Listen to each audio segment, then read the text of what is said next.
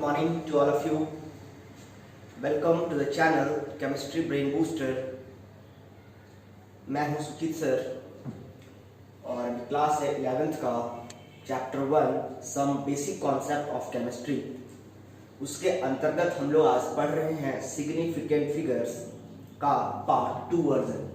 इसके पहले कल के लेक्चर में यानी पिछले वीडियोस में आपने देखा होगा कि सिग्निफिकेंट फिगर्स हमने बताया था क्या होता है सिग्निफिकेंट फिगर और सिग्निफिकेंट फिगर कैसे निकालते हैं, कैसे पता करते हैं।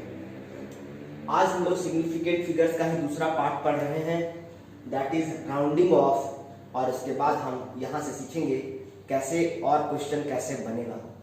कुछ क्वेश्चन तो हमने कर लिया था, पर राउंडिंग ऑफ सीखना जरूरी है क्योंकि राउंडिंग ऑफ सीखने के बाद ही बहुत सारे क्वेश्चंस बनेंगे थोड़े ऊपर लेवल के। ठीक है, तो सबसे पहले देखिए राउंडिंग ऑफ करने का मतलब क्या होता है। जैसे कहते हैं कि मान लीजिए कि कोई 99 रुपया कमा के लाया है या 98 रुपीज 26 पैसे कमा के लाया है, तो हम नहीं बोलते हैं राउंड ऑफ में मान लो 100 रुपया हम कमा के दिए तुमको। ठीक है, कहने का मतलब राउंड ऑफ करने का मतलब मोटा मोटी, इसको हम लोग कहते हैं ना मोटा मोटी इतना है, तो मोटा मोटी मतलब मोटा मोटी करके हम बता देते हैं। इसका मतलब क्या हो गया, हम इसको मोटा मोटी कहते हैं, इसी को हम यहाँ पर क्या बोल रहे हैं, राउंड ऑफ। तो कहाँ मान लो कोई 90 रुपया कमा के लाएगा और मोटा मोटी 100 रुपया मान लो, ऐसा संभव नहीं है ना। अगर आप 99 रुपये या 98 रुपीज देते हैं तो राउंड ऑफ हमको समझ में आता है कि चलो 99 रुपया 1 रुपया कम है, चलो 100 रुपया राउंड ऑफ कर दिए। लेकिन मान लीजिए कि आप हमको 40 रुपया दे रहे हैं और कह रहे मोटा मोटी 100 रुपया मान लो, ऐसा होता है क्या? नहीं होता है। तो राउंडिंग ऑफ कब करेंगे, 98 रुपया पे करेंगे कि 90 रुपया पे करेंगे कि 95 रुपया पे करेंगे। समझ में आ रहा है कि 98 99 रुपया 90 पैसा पर राउंडिंग ऑफ कर सकते हैं। तो ये हम लोग आज सीखने जा रहे हैं कि मोटा मोटी कब हम इस्तेमाल कर सकते हैं। ऐसा नहीं है कि 10 रुपया दिए और बोले मोटा मोटी 100 रुपया मान लो, ऐसा नहीं होता है। तो मोटा मोटी मानने के लिए भी आपके पास एक लिमिट होना चाहिए ना, अंदाजी थोड़ा किसी में भी मोटा मोटी मान लीजिएगा। तो वो लिमिट क्या है, कैसे हम मोटा मोटी कब मानते हैं, तो उसके बारे में लोग आज पढ़ने जा रहे हैं, जिसको हम क्या कहते हैं, राउंडिंग ऑफ कहते हैं। इसके लिए कुछ नियम कायदे कानून है, जो 3 कानून है, नियम कायदे कानून है, ये मैंने आपको लिख दिया है क्योंकि टाइम बचेगा इसलिए। सबसे पहले कहता है कि एक बात समझिए कि राइट का मतलब क्या समझते हैं, दाहिना। यहाँ पे सब पहला नियम है right most digit. Right most का मतलब है सबसे, जैसे मान लीजिए कोई नंबर आपके पास 58267, तो पूछे इसका सबसे राइट मोस्ट डिजिट क्या है। ये एक नंबर है, combination of digit is called number. तो ये जो आपके पास एक नंबर है, इसका राइट मोस्ट, राइट मतलब दाहिना, मोस्ट मतलब एकदम से दाहिना, तो राइट मोस्ट डिजिट क्या है, ये। अब राइट मोस्ट डिजिट का प्रीसीडिंग नंबर क्या है, 7 क्या बोलेंगे हम, राइट मोस्ट बोलेंगे। क्या बोलेंगे इसको, राइट मोस्ट डिजिट बोलेंगे। अगर 5 की बात करेंगे तो क्या बोलेंगे, लेफ्ट मोस्ट। क्या बोलेंगे इसको, लेफ्ट मोस्ट डिजिट, एकदम लेफ्ट से सबसे पहले जो लेफ्ट है उसको। उसी प्रकार जो राइट मोस्ट, अगर बोलेगा preceding number of right most digit, तो राइट मोस्ट डिजिट 7 है और इसका प्रीसीडिंग नंबर, प्रीसीडिंग मतलब प्री मतलब क्या होता है, पहले। जैसे आप मोबाइल यूज करते हैं तो क्या होता है, प्रीपेड मोबाइल मतलब प्री मतलब पहले जमा कीजिए पैसा, रिचार्ज कराइए और तब बात होगा। एक होता है पोस्ट पेड, तब तक पहले जम के बतिया लीजिए और महीना में हिसाब आएगा फिर उसको जमा कीजिएगा। तो एक मोबाइल होता है पोस्ट पेड, एक होता है प्रीपेड। तो प्री मतलब क्या होता है, पहले। तो यहाँ पे क्या बोलेगा, प्रीसीडिंग नंबर बोलेगा। क्या बोलेगा, प्रीसीडिंग नंबर। तो प्रीसीडिंग मतलब होता है पहले वाला। तो 7 के पहले वाला कौन सा है, 6 है। प्रीसीडिंग बोलेगा तो जो इसके प्रीसीडिंग बोलेगा उसके पहले वाला समझना है। तो प्रीसीडिंग मतलब अगर कहने का मतलब इसको हम बोलेंगे यहाँ पर कि 7 का प्रीसीडिंग या राइट मोस्ट डिजिट का प्रीसीडिंग नंबर क्या है, तो 6 है। दोनों सब समझ में आया आपको। प्रीसीडिंग किसको बोलते हैं, राइट मोस्ट क्या है। ठीक है, चलिए आपको समझाते हैं। कहता है the right most digit to be removed, वो दाहिना सबसे आखिरी अंक जिसको हमको हटाना है, इज मोर देन 5, अगर 5 से अधिक है। अगर 5 से अधिक है, 37.5, कहने का मतलब जैसे एग्जांपल लेते हैं हम, मान लीजिए आपके पास क्या है, क्वेश्चन आपको देते हैं, जैसे मान लीजिए आपके पास है 1.386, एक डिजिट हमने लिया 1.386। अब कहता है इसमें बताइए राइट मोस्ट डिजिट क्या है, तो आपका फर्स्ट 6 क्या है, आपका राइट मोस्ट डिजिट है। और इस राइट मोस्ट डिजिट के प्रीसीडिंग में कौन सा नंबर है, 5। तो कहता है is the right most digit to be removed, यानी वो सबसे आखिरी संख्या जिसको रिमूव करना है, तो इस नंबर में वो सबसे आखिरी संख्या जिसको रिमूव करना है वो क्या है, 6 है। इज मोर देन 5, क्या ये 5 से ज्यादा है, तो है। The preceding number is increased by 1, तो उसके अगर ये जो आखिरी डिजिट जिसको आप हटाना चाहते हैं उसके ठीक पहले वाला डिजिट अगर ये 5 से ज्यादा है तो आपके ठीक इसके पहले वाला डिजिट में क्या करना है, एक ऐड कर देना है। यानी कहने का मतलब इसको अगर आप राउंड ऑफ करेंगे तो मैं शॉर्ट में लिख रहा हूं आरो। आरो का मतलब वो रिवर्स ऑस्मोसिस नहीं समझना है, यहाँ आरो का मतलब क्या है, राउंडिंग ऑफ। इसको हम राउंडिंग ऑफ करने के बाद क्या लिख सकते हैं, क्योंकि सबसे लास्ट डिजिट जो है वो 6 है जो कि 5 से ज्यादा है, तो ठीक उसके पहले वाला डिजिट में आप एक इंक्रीज कर सकते हैं। यानी 1.386 के बदले आप क्या लिख सकते हैं, 1.39। बात समझ में आ रहा है, 1.386 के बदले क्या लिख सकते हैं, 1.39 लिख सकते हैं। तो इसका राउंड ऑफ करना समझ में आया, कैसे राउंड ऑफ करेंगे। दूसरा एग्जांपल अगर तुम दे अगर कहीं लिखा है 52.87, दूसरा एग्जांपल लेते हैं 52.87, एक दूसरा डिजिट लिया हमने, नंबर लिया 52.87। इसका जो आखिरी डिजिट है इसको हमको राउंड ऑफ करना है, तो लास्ट में 7 है, क्या 7 5 से ज्यादा है, तो जवाब है हाँ ज्यादा है। तो इसके पहले जो डिजिट है उसको क्या हो जाएगा, 1 से इंक्रीज कर जाएगा। इसका मतलब इसका जब हम राउंडिंग ऑफ करेंगे तो क्या हो जाएगा, 52.9 हो जाएगा। यानी इसका राउंडिंग ऑफ क्या हो गया, 52.9। क्या आपको वीडियो सही से दिखाई दे रहा है, सभी बातें समझ में आ रही हैं? चलिए आ रहा है, ठीक है। अब दूसरा रूल पे आते हैं, ठीक है। दूसरा नियम क्या, पहला तो हो गया, कहता है if the right most digit जिसको रिमूव करना है वो लेस देन 5, यहां पर क्या था, मोर देन 5, मोर देन 5 था, तब हम समझ में आ गया। अगर 5 से कम रहेगा, अगर लेस देन 5 रहेगा, तब हम क्या करेंगे, the preceding number is not change, तो उस कंडीशन में आप जो आगे वाला नंबर है वो चेंज आप नहीं कर सकते। कहने का मतलब अगर 5 से कम है तो उसको आप चेंज नहीं कर सकते। कहने का मतलब अगर 37.5 रुपया है तो उसको आप 38 रुपया मान सकते हैं, लेकिन 37.4 है तो उसको आप 38 नहीं मान सकते हैं। 37.4 को आप 37 ही मानिए या फिर 37 मानिए, नहीं समझे। जैसे कहने का मतलब 50 से अगर ज्यादा है तो वो 100 के अंतर्गत चला जाएगा, ठीक है। अगर 50 से कम है तो फिर वो इधर ही रहे। जैसे कहने का मतलब है अगर मान लीजिए 34.6 है तो इसको आप 35 बोल सकते हैं, 34.4 है तो इसको आपको 34 ही बोलना पड़ेगा, और अगर 35.5 है तो इसको तो आप 35.5 ही रखना पड़ेगा आपको। तो इसमें भी दो नियम है, इसके लिए भी दो कंडीशन है, बताएंगे अभी क्या समझाना चाह रहे, समझ में आ रहा है। अगर 34.6 है, 5 से ज्यादा है तो उसको आप 34 को क्या बोलते हैं, 35 मोटा मोटी। 34.5 से ज्यादा है तो आप उसको 35 के अंतर्गत ले सकते हैं, और 34.5 से कम है तो फिर 34 के अंतर्गत रह जाएगा। अगर 35.5 एग्जैक्ट है तो फिर इसमें दो कंडीशन लगाएंगे, ठीक है। 35.5 अगर है तो 35.5 ही रहेगा, इसमें कंडीशन लगाएंगे कि अगर हम कब बढ़ाएंगे कब घटाएंगे, तो इसके बारे में हम बात करना चाहेंगे। ये बहुत इंपॉर्टेंट चीज मैंने बताया आपको। तो हमने कहा if the right most digit to be remove is less than 5, जिसको हमको हटाना है वो अगर लेस देन 5 है तो preceding number will not change, तो उसके पहले वाला जो नंबर है वो चेंज नहीं करेगा। बात समझ में आ रहा है। जैसे एग्जांपल, दूसरा एग्जांपल एक और देख समझाते हैं आपको। सपोज आपके पास क्या है 4.334, एक डिजिट आपके पास 4.334, इसका राउंडिंग ऑफ करना है तो लास्ट डिजिट क्या है 4, इसको हमको रिमूव करना है। क्या ये 5 से ज्यादा है, नहीं, 5 से कम है, इधर ही है, पीछे ही है। इसका मतलब क्या है लेस देन 5 है, तो इस कंडीशन में हम क्या कर सकते हैं, ये जो हमारा प्रीसीडिंग नंबर है ये चेंज नहीं होगा, वो जैसा है वो वैसा ही रहेगा। यानी क्या हो जाएगा 4.33 ही रह जाएगा। क्या रह जाएगा 4.33 ही रह जाएगा। इसको आप 4.34 नहीं कर सकते हैं क्योंकि 34 है ना, अगर 35 से ज्यादा रहता तो फिर 40 के अंतर्गत चला जाता, लेकिन ये 35 से कम है, 34 है, तो फिर 30 के अंतर्गत ही रह जाएगा। नहीं समझ रहे हैं भैया, 35 से ज्यादा रहता तो 40 के अंतर्गत चला जाता, 35 से कम है मतलब वो 30 के अंतर्गत ही रहेगा। लेकिन अगर मान लीजिए 35 है तब क्या करेंगे, उसको बीच में एकदम 5 पे है तब क्या करेंगे, उसके लिए तीसरा नियम है if the right most digit to be removed is 5, अगर मान लीजिए जिसको हटाना है वो अगर 5 है तब क्या करेंगे, तब क्या करेंगे, तो उसके लिए दो नियम लागू होता है। अगर ठीक उसके पहले वाला नंबर अगर इवन नंबर है, क्या नंबर है, इवन नंबर है, तब तो कोई परिवर्तन नहीं होगा। लेकिन अगर वो ऑड नंबर है तो उसके पहले वाला नंबर 1 से इंक्रीज कर जाएगा। दोनों का एग्जांपल देते हैं, अभी आपको समझाते हैं।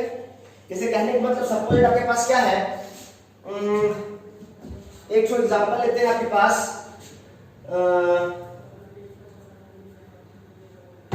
6.35 लेते हैं। क्या लेते हैं? 6.35। और एग्जांपल लेते हैं इसको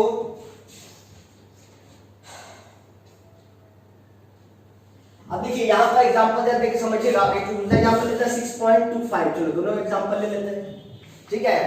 एक 6.25 ली है, एक 6.35 ली है। समझने के लिए हमने क्या कहा कि अगर the right most digit to be removed is 5, जो सबसे आखिरी संख्या जिसको हमको रिमूव करना है वो 5 है, तो वो 5 वाला हमने एग्जांपल लिया।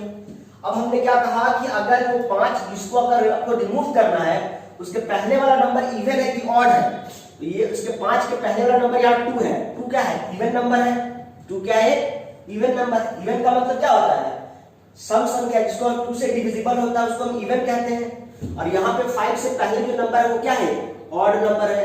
3, 5, 7, 11 इसको हम क्या कहते हैं? ऑड नंबर कहते हैं। जो 2 से डिविजिबल नहीं होता उसको क्या कहते हैं? ऑड। और जो 2 से डिविजिबल होता है क्या कहते हैं? इवन कहते हैं। तो 5 से पहले अगर इवन है तो क्या कहता है? Preceding number will not change, यानी जो प्रीसीडिंग नंबर जो वो चेंज नहीं करेगा अगर वो इवन नंबर है। यानी 6.25 को अगर आप राउंड ऑफ करते हैं तो ये 6.2 ही रह जाएगा, चेंज नहीं करेगा। लेकिन अगर ये ऑड संख्या है 3, इसको जब राउंड ऑफ करेंगे तो ये क्या हो जाएगा? 6.4 हो जाएगा। इंक्रीज बाय 1, जो 3 है वो क्या हो जाएगा? 1 से इंक्रीज कर जाएगा। प्रीसीडिंग मतलब उसके पहले वाला नंबर क्या हो जाएगा? 1 से इंक्रीज कर जाएगा। बात समझ में आ रहा है? बात समझ में आ रहा है? चलिए फिर आपको समझ में आ गया कैसे। अब यहां से क्वेश्चन कराएंगे तो और ज्यादा बेहतर समझ में आएगा। ये वाला चीज दिमाग में रखिएगा। 35.5 है, 35.5 इसके पहले वाला नंबर क्या है? अगर हमको 5 को रिमूव करना है तो इसके पहले वाला नंबर क्या है? इवन है कि ऑड है? तो ऑड है। तो अगर ऑड रहेगा तो क्या होगा? 1 से इंक्रीज कर जाएगा। 35.5 रहेगा तो क्या कर दीजिएगा? 36 कर दीजिएगा। नहीं समझ रहे हैं? अगर यही पे मान लीजिए रहता 45.5 रहता, क्या रहता? 45.5, इसका राउंड ऑफ करो तो 45.5 है, तो इसके कहने का मतलब यहाँ पे फिर से क्या है? ऑड है, तो क्या हो जाएगा? ये 50 हो जाएगा। लेकिन मान लीजिए कहीं लिखा है 44.5 लिखा है, क्या लिखा है? 44.5। ये लास्ट डिजिट क्या है? 5 को हटाना है तो लास्ट में क्या? 4 है, इवन है। तो 44.5 को क्या करना पड़ेगा आपको? 44 ही करना पड़ेगा। इसको आप 50 नहीं करेंगे। अगर 45.5 हो गया तो इसको आप क्या करेंगे? ये। उसी प्रकार मान लीजिए 43.5, क्या ये 43.5 है, तो क्या है? ये 5 को हटाना है, उसके पहले वाला क्या है? ऑड है कि इवन है? ऑड है। तो ऑड है तो क्या करेंगे? 1 से इंक्रीज कर जाएगा। इसका मतलब क्या हो जाएगा? ये 43.5 क्या हो जाएगा? ये 44 हो जाएगा। बात समझ में आ रहा है? चलिए तो ये बात आपको समझ में आ गया है। अब हम इसके बाद बात करते हैं, इसको स्क्रीनशॉट ले लीजिएगा या काइंडली यहां से क्वेश्चन कराता हूं मैं आपको, ठीक है। चलिए तो ये हो गया नियम राउंडिंग ऑफ का, फिजिक्स में पढ़ना होगा इसको थोड़ा बहुत। अब यहां से क्वेश्चन करते हैं, ठीक है।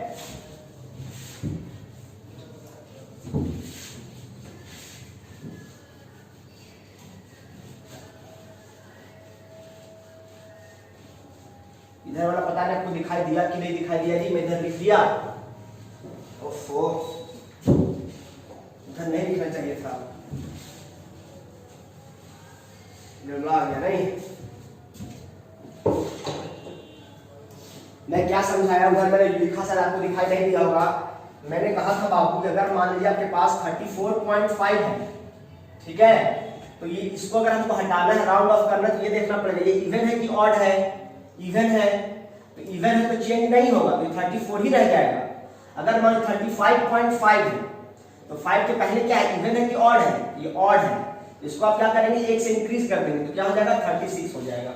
मैं ये समझा रहा था कि अगर 5 है, 5 को अगर हटाना है तो 5 को अगर हटाना तो 5 से पहले वाला डिजिट देखिए इवन है कि ऑड है?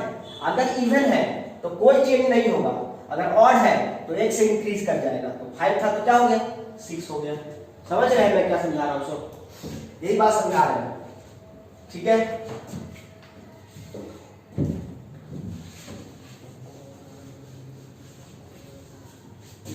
वो बात अगर नहीं समझ में आता तो मुझे कमेंट करेंगे, उसको मैं अगली वीडियो में क्लियर कर दूंगा, ठीक है। आपकी कमेंट के आधार पर ही मैं आगे जो नेक्स्ट वीडियो डालूंगा उसको एक चीज क्लियर करते हुए आगे चलूंगा। अब हमारे पास क्वेश्चन है, मान लीजिए क्वेश्चन आता है तो यहाँ से फाइंड द, एग्जाम में ऐसा क्वेश्चन आ गया, find the significant figure of, find the significant figure of, इसका सिग्निफिकेंट फिगर निकालना है। क्वेश्चन दिया है 12.11, ऐसा क्वेश्चन आ गया 12.11 प्लस 18.0 प्लस 18.0 प्लस 1.012 क्वेश्चन ऐसा आ गया, find the significant figure of 12.11 plus 18.0 plus 1.012, इसका सिग्निफिकेंट फिगर हमको निकालना है, ठीक है। तो अब ऐसा नहीं जोड़ देना है कि इसका सिग्निफिकेंट फिगर 4 और इसका 3 7 8 9 10 11, इसका सिग्निफिकेंट फिगर क्या हो गया 11, ऑप्शन में भी रहेगा 11, इसका सिग्निफिकेंट फिगर 11 नहीं बोलना है, इसका 2 और 2 4 इसका हो गया और इसका 3 हो गया, तो 4 और 3 7 और इसका कितना हो गया 1 2 3 4, 7 और 4 11 हो गया, इसका सिग्निफिकेंट फिगर 11 नहीं होगा, ये बात दिमाग में सेट कर लीजिए। जब इस तरह का क्वेश्चन आए तो इसका सिग्निफिकेंट फिगर कैसे निकालना है, तो पहले इसका ऐड करना है, जब कभी ऐसा क्वेश्चन आ जाए तो पहले इसको ऐड करना है। तो 12.11 18 पॉइंट डेसिमल लीजिए, डेसिमल को करेंगे 1.012, इसको ऐड करना है, तो ऐड करेंगे तो क्या हो जाएगा 2 हो जाएगा, 1 और 1 क्या हो जाएगा 2 हो जाएगा, ये 1 हो जाएगा, डेसिमल हो जाएगा 8 10 11 का 1 हाथ में एक और 1 2 और 1 3 हो जाएगा, ये आपका आया जोड़ने पर।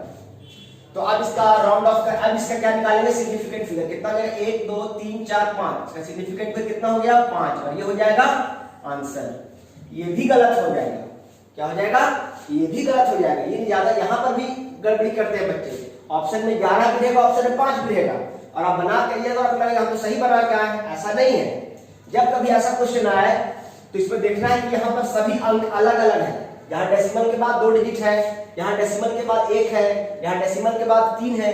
जब इस तरह का क्वेश्चन आए तो उसमें क्या देखना है कि डेसिमल के बाद सबसे कम संख्या किसमें है, तो डेसिमल के बाद सबसे कम संख्या 18.0 में ही है, तो आपका जो आंसर आएगा 13.122, इससे सिग्निफिकेंट पता नहीं करना है आपको, इसको भी क्या करना है सबसे छोटा 18.0 जो है डेसिमल के बाद एक ही डिजिट है, तो आपको आंसर एक ही डिजिट रखना पड़ेगा 13.1 करना पड़ेगा, और तब इसका सिग्निफिकेंट फिगर कितना हो जाएगा 3 हो जाएगा, और ये आपका आंसर हो जाएगा। कहने का मतलब आपके क्वेश्चन में जिसका सिग्निफिकेंट फिगर सबसे कम रहेगा उसी के आधार पर आपको आंसर करना पड़ेगा। जितना कम, अगर मान लीजिए क्वेश्चन यहाँ रहता सबसे पहले 18.0 के बदले खाली 18 रहता, 18.0 के बदले क्या रहता खाली 18 रहता, तो उसका सिग्निफिकेंट फिगर 2 ही खाली 31 ही लिखते, 31.1 नहीं लिखते। बात समझ में आ रहा है। एक दूसरा क्वेश्चन और बनाते हैं, शायद कॉन्सेप्ट क्लियर हो जाए। मान लीजिए क्वेश्चन आया है find the significant figure of, दूसरा क्वेश्चन है find the significant figure of, find the significant figure of, question है 35.52 प्लस 10.3, चलिए बताइए इसका सिग्निफिकेंट फिगर 35.52 एंड 10.3, तो इसका सिग्निफिकेंट फिगर 4 और 3 7 नहीं करना है, ठीक है, 7 इसका सिग्निफिकेंट फिगर नहीं होगा, ये बात दिमाग में रखिए। किसी का 7 आंसर आ रहा है तो बेहुदा है। अब क्या करना है, इसका सवाल कैसे जवाब देना है, फिर इसको ऐड करना है 35.52 और क्या करना है 10.3, इसका क्या हो जाएगा 2 5 और 3 8 डेसिमल 5 एंड 3 एंड 1 4, 45.82 इसका आंसर आया। इसका सिग्निफिकेंट फिगर कितना हो जाएगा 4, ये सिग्निफिकेंट फिगर, ये भी गलत आंसर है। सिग्निफिकेंट कैसे निकालते हैं, आपको जो क्वेश्चन दिया गया है उसमें सबसे छोटा इसका सिग्निफिकेंट फिगर है 10.3 का, तो इसी को फॉलो करना है, इसी का ट्रेंड जो सबसे छोटा रहेगा उसी के ट्रेंड को फॉलो करना है, यानी आपको आंसर डेसिमल के एक ही डिजिट तक लेके चलना है, क्योंकि क्वेश्चन में एक डिजिट वाला है, अगर एक 3 डिजिट वाला रहता तब भी एक डिजिट वाला ही लेते, तो 45.8 और इसका आंसर हो जाएगा 3 सिग्निफिकेंट फिगर, यानी ये जो सवाल है इसका कितना सिग्निफिकेंट फिगर आया 3 सिग्निफिकेंट फिगर आया। तो जोड़ने का क्या जरूरत है सर, देख के ही बता सकते हैं, बिल्कुल बिल्कुल बिल्कुल जोड़ के ही बता सकते हैं, बिल्कुल देख के बता सकते हैं, जोड़ने का भी जरूरत नहीं है। चलो हमको इसको जोड़ना नहीं है, खाली इसको बताना है तो काहे के लिए हम आज हम गलत करें, हम इसको देख के बताएं कितना सिग्निफिकेंट फिगर। ये सब करने का जरूरत नहीं है, लेकिन फिर भी आपको हम सिखा दिए बेसिक जो चलता है, आप देख के बता सकते थे। इसमें जो सबसे कम रहेगा, जितना सिग्निफिकेंट फिगर सबसे कम वाला का है वही उसका आंसर हो जाएगा। इसमें जो सबसे कम है उसका सिग्निफिकेंट फिगर सबसे कम वाला का है वही उसका आंसर हो जाएगा। जो सबसे कम है उसी का सिग्निफिकेंट फिगर हो जाएगा। ठीक है, इसी प्रकार घटाने में भी यही बात लागू होगा, जिसका सबसे कम होगा वही सिग्निफिकेंट फिगर काउंट किया जाएगा। जैसे एग्जांपल के लिए क्वेश्चन लेते हैं, find the significant figure of 3.56 minus 0.021 question है और पूछा है इसका सिग्निफिकेंट फिगर क्या होगा। तो इसका सिग्निफिकेंट क्या होगा, ऑफ कोर्स 3 होगा। क्या होगा, 3 होगा। जरा देख ले कैसे होगा 3। क्या आपके पास क्यों 3 होगा, क्योंकि इसके पास तो 4, इसके पास कितना सिग्निफिकेंट फिगर है, इसके पास 2 सिग्निफिकेंट फिगर है, इसके पास कितना सिग्निफिकेंट फिगर है, 3 है। देखिए एक छोटा क्वेश्चन आ गया 3.56 0.021, तो यहाँ पर क्या हो जाएगा, देख के बताने में गड़बड़ा जाएगा। 3.56 को घटाना है 0.021 माइनस कर देंगे, तो यहाँ पे कुछ नहीं है, मतलब क्या है, 0 है, 0 में से 1 क्या हो जाएगा, 9 हो जाएगा। यहाँ बचेगा 5 में 2 गया कितना बचेगा 3, यहाँ कितना बचेगा 5 में 0 गया तो 5 और 3.03 3.539 माइनस करने पर वैल्यू कितना आ रहा है, देखिए 3.539 आ रहा है। आ रहा है कि नहीं आ रहा, लेकिन आपके क्वेश्चन में क्या देख रहे हैं, 3.56 एक ऐसा नंबर है जिसका सबसे लीस्ट नंबर है वो, तो उस कंडीशन में क्या होगा कि आपको डेसिमल के 2 ही डिजिट तक जाना पड़ेगा। डेसिमल क्वेश्चन में क्या डेसिमल के 2 डिजिट तक गया हुआ है, तो आपको डेसिमल के 2 डिजिट तक ही जाना है। 3.539 को कंसीडर नहीं करना है, क्योंकि क्वेश्चन में डेसिमल के बाद सबसे कम जो रहता है आंसर में उतना ही लेना पड़ता है। तो 3.53 और इस प्रकार आप बोलेंगे इसका सिग्निफिकेंट फिगर कितना है, 3 सिग्निफिकेंट फिगर है। वैसे भी 3 सिग्निफिकेंट देख के आ रहा था, इस यहाँ पर देखने से लग रहा है यार 2 सिग्निफिकेंट फिगर है, यहाँ 3 सिग्निफिकेंट फिगर है, तो आंसर 2 नहीं कर दीजिएगा। जब माइनस वाला आएगा तो माइनस करके बताइएगा। डेसिमल के बाद जितना मिनिमम डिजिट रहेगा, अगर मान लीजिए यहाँ क्वेश्चन रहता सपोज दैट 3.5 रहता, कितना रहता 3.5 रहता क्वेश्चन में, तो आपको भी 3.5 यहाँ करना पड़ता और तब बोलते हैं आप 2 सिग्निफिकेंट फिगर है। कितना सिग्निफिकेंट फिगर है, 2 सिग्निफिकेंट फिगर है। नहीं समझ रहे हैं, समझ रहे हैं ना। चलिए ये हो गया, एडिशन एंड सब्ट्रैक्शन हो गया। अब हम आते हैं मल्टीप्लिकेशन एंड डिवीजन में आते हैं। इसमें आते हैं मल्टीप्लिकेशन एंड डिवीजन में आते हैं। मान लीजिए क्वेश्चन आपके पास आ गया,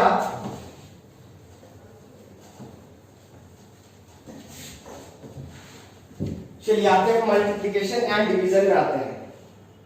ठीक है, तो सपोज आपके पास क्या आया कि क्वेश्चन है find the significant figure of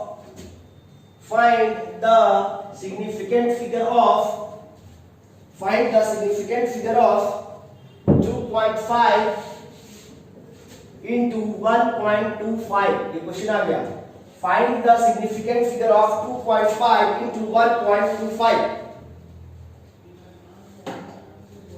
तो कहने का मतलब यहाँ भी वैसा ही करना है, पहले इसको मल्टीप्लाई करना है। तो कैसे करेंगे, 125 को 25 से मल्टीप्लाई करेंगे तो 25 25 125 का 5 हाथ में 12, 25 गुना 50 60, 62 का 2 हाथ में 6, 25 का 25 और 6 31 यानी 31। कितना अंक बाद डेसिमल 2 इधर और एक इधर, 3 अंक बाद यानी 3.125 आएगा। अब देखना है क्वेश्चन में सबसे ऐसा कौन है जिसका डेसिमल के बाद, देखिए यहाँ पर डेसिमल के बाद एक ही डिजिट है, यहाँ डेसिमल के बाद 2 डिजिट है, तो डेसिमल के बाद जो सबसे कम डिजिट रहेगा उसी के हिसाब से आंसर करना पड़ेगा।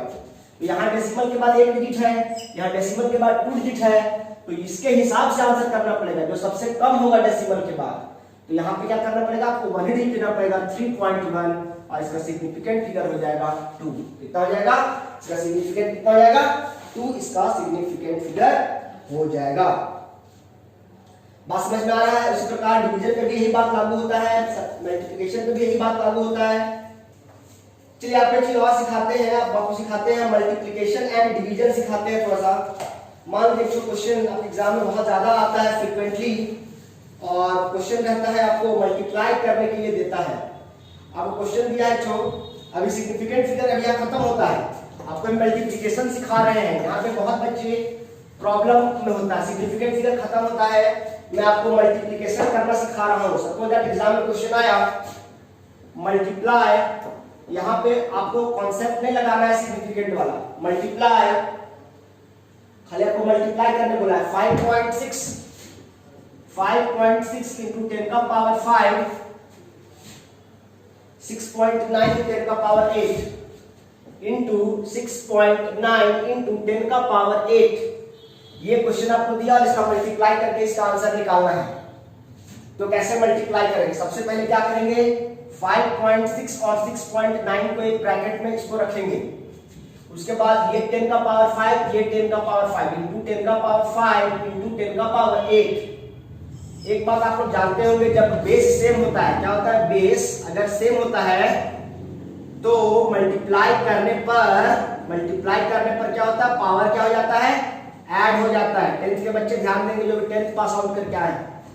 अगर बेस सेम होता है तो मल्टीप्लाई करने पर पावर क्या हो जाता है, ऐड हो जाता है। कहने का मतलब अगर x to the power a into x to the power b है तो इसको x to the power a plus b कहते हैं। ये आपने अलजेब्रा में पढ़ा होगा, x to the power a into x to the power c। यहाँ इसका बेस क्या है, x, इसका बेस क्या है, x, तो बेस सेम है तो मल्टीप्लाई करेंगे तो पावर क्या हो जाएगा, ऐड हो जाएगा। ये बात समझते हैं, नहीं समझते हैं? लेकिन अगर मान लीजिए कि बेस सेम रहेगा और डिवाइड करेंगे तो पावर क्या हो जाएगा, अभी उसमें भी आते हैं, फिलहाल भी ज्यादा नहीं बताते आपको। तो यहाँ का बेस 10 है, यहाँ का बेस 10 है, तो मल्टीप्लाई करने पर पावर क्या हो जाएगा, 8 5 40 नहीं हो जाएगा, यहाँ पावर a इंटू b हो गया, क्या a प्लस b हुआ है तो 8 5 40 नहीं हो जाएगा, 8 5 40 नहीं हो जाएगा, 8 प्लस 5 13 होगा। यानी इसका आंसर हो जाएगा 5.6 इंटू 6.9 इंटू 10 का पावर कितना हो जाएगा, 13 हो जाएगा। कितना हो जाएगा, 10 का पावर 13। बाकी इसको आप मल्टीप्लाई कर दीजिए, ये आपका क्या हो जाएगा, आंसर। अब 5.6 को 6.9 से कैसे मल्टीप्लाई करेंगे, बड़ा कंफ्यूजन है बच्चों को। सबसे पहले क्या करेंगे, 56 करेंगे, 69 करेंगे, मल्टीप्लाई करेंगे, बाद में डेसिमल पुट कर देंगे। 9 6 जा कितना, 54 का 5 कैरी 5 माय हैंड, 9 5 जा 45 एंड 5 50, 6 6 36 का 6 कैरी 3 माय हैंड, 6 5 जा 30 एंड 3 33, ठीक है। 4 6 5 3 8 एंड 3, यही होगा ना। 54 का 4 हाथ में 5, 9 25 45 57 50, 36 को 6 हाथ में 3, 6 25 30 33, ठीक है। 4 6 8 3, कितना अंक बाद दशमलव पुट करेंगे, एक यहाँ एक यहाँ, 2 अंक बाद, यानी कितना आ जाएगा 38.64 इंटू 10 का पावर 30, और ये क्या हो जाएगा, आंसर। मैं इसको क्यों सिखा रहा हूँ ये सब चीज, क्योंकि ये सब हर जगह न्यूमेरिकल में यूज होगा। अब बच्चे यही सब नहीं करना जानते हैं, अरे यार 10 का पावर 5 है, यार 10 का पावर 8 है, 2 8 5 में 40 कर देता है बच्चा लोग। ये बहुत छोटा छोटा बात है, ये सब आगे काम आएगा, ठीक है। ये कॉन्सेप्ट क्लियर रखना है आपको। अब मान लीजिए दूसरा क्वेश्चन आपको देते हैं, जरा बना के हमको दिखाएंगे। आप लोग सभी को उम्मीद करते हैं कि आप लोग बना लेंगे। क्वेश्चन है आपके पास, बना के हमको कमेंट कीजिएगा। मल्टीप्लाई, क्वेश्चन है 9.8 इंटू 10 का पावर -2, 9.8 इंटू 10 का पावर -2, और इसको मल्टीप्लाई करना है 2.5 इंटू 10 का पावर -6, 2.5 इंटू 10 का पावर -6 से इसको मल्टीप्लाई करके जो भी आएगा इसका आपको आंसर करना है। यहाँ पर बेस सेम होता है तो मल्टीप्लाई करने पर पावर ऐड होता है, तो -2 और -6, जरा देखना क्या होगा। हमको इसका कमेंट आंसर इसको हमको कमेंट करेंगे, जो बच्चे को देख रहे हैं या उनको समझ में आ रहा है तो। अब हम सीखते हैं डिवीजन। क्या सीखते हैं, डिवीजन सीखते हैं। डिवीजन में भी कुछ यही बात लागू, ये बात ध्यान रखिएगा, ठीक है। बेस सेम होता है तो मल्टीप्लाई करने पर पावर ऐड हो जाता है, यानी x to the power a into x to the power b is equal to x to the power a plus b। अब दूसरा क्वेश्चन आपको देते हैं, डिवीजन सिखाते हैं आपको। जरा डिवाइड, क्वेश्चन दिया गया, बोलता है डिवाइड करना है। क्या डिवाइड करने बोलता है, 2.7 इंटू 10 का पावर -3, ठीक है, डिवाइडेड बाई 5.5 इंटू 10 का पावर 4, 10 का पावर 4। अब इसमें सबसे पहले मैं आपको बताया कि इसमें कौन छोटा संख्या है कौन बड़ा संख्या है, क्या ये आप पहचानने जानते हैं? तो सबसे पहले बात करेंगे, यहाँ तो खैर ये समझ में आ रहा है कि यहाँ 10 का पावर प्लस में 4 है और यहाँ 10 का पावर माइनस में 3 है, तो ये तो वैसे ही छोटा हो गया। लेकिन अगर कहीं पे लिखा है, चलिए बताइए 3 इंटू 10 का पावर -2 लिखा है, ठीक है, और 3 इंटू 10 का पावर 3 कर देते हैं या -4 कर देते हैं, तो बताइए दोनों में से कौन बड़ा वैल्यू है, कौन बड़ा है, विच इज बिगर? 3 इंटू 10 का पावर 3 बड़ा है या 3 इंटू 10 का पावर -4 बड़ा है? तो आपका जवाब होगा कि ये वाला बड़ा है, क्योंकि इसका पावर सब पॉजिटिव है, इसका पावर नेगेटिव है। इसका मतलब हो गया कि 3 बाई 1 2 3 4, इसका मतलब हो गया 3 इंटू 1 2 3, ये कितना हो गया 3000 इसका वैल्यू आ रहा है। इसका वैल्यू कितना आ रहा है 3000, ठीक है। इसका वैल्यू कितना आ रहा है तो 0.0003 इसका वैल्यू इतना आ रहा है। तो इसका वैल्यू इतना है और इसका वैल्यू इतना है। तो आप बताइए कौन बड़ा है कौन छोटा है, ये सब चीजें आपको जानना पड़ेगा, ठीक है, पावर के हिसाब से। अब हमको इसको डिवाइड करना है, कैसे डिवाइड करेंगे? यहाँ पर भी क्या है, बेस सेम है, तो डिवाइड करने पर पावर क्या होता है देखते हैं जरा, कैसे लिखेंगे। 2.7 इंटू 10 का पावर -3 डिवाइडेड बाई 5.5 इंटू 10 का पावर 4। अब हम क्या करेंगे, इसको 2.7 डिवाइडेड बाई 5.5 कर देंगे इंटू 10 का पावर -3, ऊपर में जो ऐसी चीज है, नीचे वाला 4 जब ऊपर जाएगा तो क्या हो जाएगा, ये प्लस में, ऊपर में क्या हो जाएगा माइनस में हो जाएगा। अगर यहाँ -4 रहता तो ऊपर जाके क्या हो जाता +4, ये वहां पे 10 का पावर +4 है, तो ऊपर जाके क्या हो जाएगा -4, और ये वैल्यू हो जाएगा ऐसा। यानी इसको हम लिख सकते हैं 2.7 डिवाइडेड बाई 5.5 इंटू 10 का पावर -7। अब क्या करना है, इसको सॉल्व कर देना, आंसर हो जाएगा। उसको डिवाइड कैसे करेंगे भाई? अब बच्चे इसी में तो फंस जाते हैं, डेसिमल देखते हैं और टेंशन होने लगता है, अरे बाप का हो गया, कुछ नहीं है, 27/55 कर दो थोड़ी देर के लिए इसको। अब 55 के टेबल में 27 तो आने से रहा, तो क्या करेंगे, डेसिमल पुट करेंगे तो क्या हो जाएगा, 70 हो जाएगा कि नहीं हो जाएगा? नहीं समझा, कहने का मतलब 27/55 है, डेसिमल पुट करेंगे क्या हो जाएगा, 270/55 हो जाएगा। अब 55 में हम कितना बार पढ़े भाई, तो 50 का टेबल 5 बार पढ़ेंगे कितना हो जाएगा, 250 हो जाएगा, और फिर 5 बार पढ़ेंगे तो 25 हो जाएगा, तो कितना हो जाएगा 275 हो जाएगा। 5 बार तो 4 ही बार पढ़ना पड़ेगा ना, यहाँ क्या पढ़ेंगे 4 बार। अब 4 बार पढ़ेंगे कितना हो जाएगा भाई, 220 हो जाएगा ना, 5 चौका 20 और 5 चौका 20, 220 हो जाएगा। तो बचा कितना भाई, 50 बच गया है, तो 50 बचा तो फिर दशमलव देंगे तो क्या हो जाएगा 500 हो जाएगा। तो 10 बार पढ़ेंगे तो 550 9 बार में पढ़ना पड़ेगा, 0.49, यानी क्या आ गया इसका वैल्यू 0.49 इंटू 10 का पावर -7। ये बात समझ में आ रहा है, 0.49 इंटू 10 का पावर -7। इसको अगर ये तरीका नहीं लिखने का तरीका सही तरीका है, इसको 4.9 लिखना चाहिए, यानी एक डिजिट के बाद डेसिमल पुट करना चाहिए, इसको कहते हैं साइंटिफिक नोटेशन। तो अगर मान लीजिए हमको 0.49 को हमको 4.9 लिखना है इंटू 10 का पावर -7, ऐसा कब कर सकते हैं, इसका मतलब हमको इसको 10 से मल्टीप्लाई करेंगे, 10 से डिवाइड करेंगे तब ना। कहने का मतलब है कि 0.49 में ऐसा क्या कांड करें कि ये 4.9 हो जाएगा, तो 10 से मल्टीप्लाई करेंगे। तो इस नंबर में 10 से मल्टीप्लाई खाली कर दे, नहीं, अगर किसी नंबर में आप चेंजेस लाना चाहते हैं तो मल्टीप्लाई और डिवाइड दोनों सेम नंबर से करना पड़ेगा। तो अगर इसको 10 से मल्टीप्लाई करके ऐसा लाना पड़ेगा तो 10 से डिवाइड भी तो करना पड़ेगा। इसका मतलब ये हुआ कि यहाँ 0.49 के बदले आप 4.9 लिखेंगे इंटू 10 का पावर -10 से मल्टीप्लाई करना पड़ेगा और 10 से डिवाइड करना पड़ेगा। जब 10 से डिवाइड किए तो मल्टीप्लाई किए तो चलो 4.9 हो गया है ना, 0.49 10 से मल्टीप्लाई किए तो 4.9 हो गया इंटू 10 का पावर -7। अब ध्यान देने वाली बात है, ये नीचे वाला 10 कहाँ जाएगा, ऊपर जाएगा, इसका पावर क्या है +1, ऊपर जाएगा तो क्या जाएगा -1, यानी क्या जाएगा -7 और -1, यानी कितना जाएगा 4.9 10 का पावर -8। यानी सीखने के लिए क्या मिला आपको कि अगर 0.49 इंटू 10 का पावर -7 को अगर आप लिखना चाहते हैं 4.9 के टर्म में, तो यहाँ 10 का पावर क्या हो जाएगा -8 हो जाएगा। यानी एक दशमलव इधर खिसकाइएगा तो माइनस वाले ऊपर क्या हो जाएगा इंक्रीज करना पड़ेगा। यानी इसको अगर ऐसे लिखना चाहते हो तो यहाँ पावर देखिए चेंज कैसे हो रहा है, ये चीज सीखना पड़ेगा आपको। और ये हम कितना भी समझाएंगे आपको समझ में नहीं आ रहा है, ये 2-4 बार न्यूमेरिकल जब बनाते आपको खुद समझ में आएगा। हम कितना सिखाएंगे, तुमको घोल के पिला देंगे तब भी नहीं सीखोगे। जब तक तुम खुद से गलती नहीं करोगे, आंसर नहीं मैच कराओगे, तब तक आप नहीं सीखोगे। इसके लिए अभ्यास करना पड़ता है। लेकिन बेसिक जो चीज है, जो मुझे क्लास 11th में प्रॉब्लम होती थी स्टार्टिंग में, तो वो चीज आपको फेस नहीं करना पड़े, इसलिए मैं पहले आपको ये सब चीजें बता दे रहा हूँ। नहीं तो 6 महीने यही सब में उलझे रहोगे, ठीक है। इसलिए क्लियर करना इसको जरूरी था। आज की क्लास यही रखते हैं। अगली क्लास में हम लोग पढ़ेंगे अब लॉज ऑफ केमिकल कॉम्बिनेशन। देखिए पूरे केमिस्ट्री में सबसे कहा जाए तो टफ चैप्टर अगर कुछ है तो चैप्टर 1 ही है, some basic concept of chemistry. उसके बाद की केमिस्ट्री में दम नहीं है, ठीक है, क्योंकि चैप्टर 1 जो है वो बेस है और केमिस्ट्री का 11th 12th के लिए। तो थोड़ा सा आपको यहाँ मेहनत करना पड़ेगा चैप्टर 1 में। ये नहीं समझिए चैप्टर 1 है इजी है अपने से हो जाएगा, ऐसा नहीं है।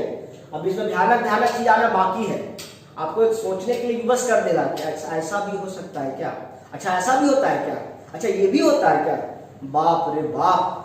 साइंस छोड़ हटाओ नहीं लेते हैं। अगर पहले चैप्टर से तुम डर के हिम्मत हार गया तो बाकी का चैप्टर इतना आसान है कि तुम बाद में पछताओगे फिर।